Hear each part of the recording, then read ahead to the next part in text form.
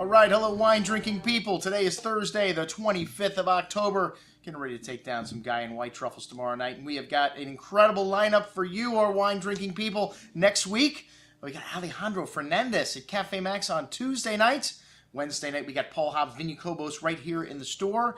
And then Friday night, we've got our super Italian tasting Friday night.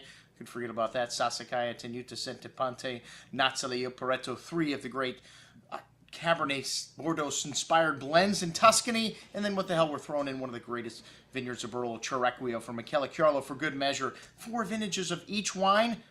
Incredible stuff coming up next week. Check it out on our calendar of events. And the rest of the month of November, that's right, folks, November is next week. We've got an incredible lineup, vintage pour tastings. We've got Chateau Palmer down at the edge. We have got Madeiras back to 1802 here at the store. Like I said, check it out on our website. You know, 2 of the best wines from California that I've tasted this year, made by an Italian producer, well, royalty of Italy, we'll call it the Antinori family of Tuscany and Umbria. And this is a project, I'll never forget my dinner up here at Atlas Peak at the Antinori's property, Antica, which is a blend of Antinori and California. And in 1966, Piero Antinori visited California for the first time, and it was at that point that he, decided he wanted to have a vineyard there one day, and it took until the 1980s that he entered into a partnership with Whitman's Brewing Company and Bollinger Champagne to develop a 1,200-acre property, Brewing Company, and they entered into a contract to develop 1,200 acres up on Atlas Peak, and it is a spectacular property. As I mentioned before, I'll never forget the dinner that I had up there, and let's see, it was George Hamilton, the man with the good tan, and Danielle Steele were our hosts in the cave,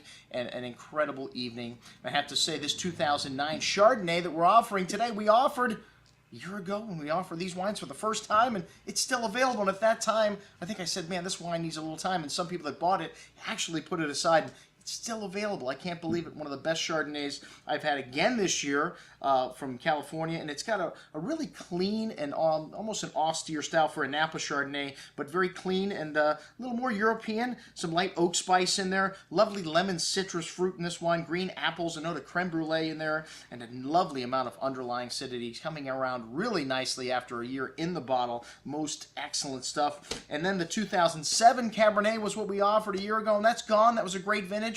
2009, I think even better. It's going to be the best red wine that they've made on this property. 2006, I believe, was the first vintage with the name Antica, and they made some other great wines under the Atlas Peak label here. But this 2009 is really juicy stuff. Ricardo Renzo Cortarello, rather, the winemaker here involved, he's responsible for all of Antinori's top wines, Solaya, Tignanello, etc. This wine's a blend of several different clones of Cabernet, about 100% varietal, and it is an incredible wine. You got a lot of lovely minty and kind of mentholy notes to the black currant and black raspberry fruit, fresh earth, dark cocoa notes, lovely complexity here on the notes, definitely kicked up a notch from the 2007. The volcanic rocky soils, you really notice that minerality showing through on the finish. A big and chewy wine, but still has lots of elegance. You notice that European refinement in this wine. Most excellent juice. Check it out.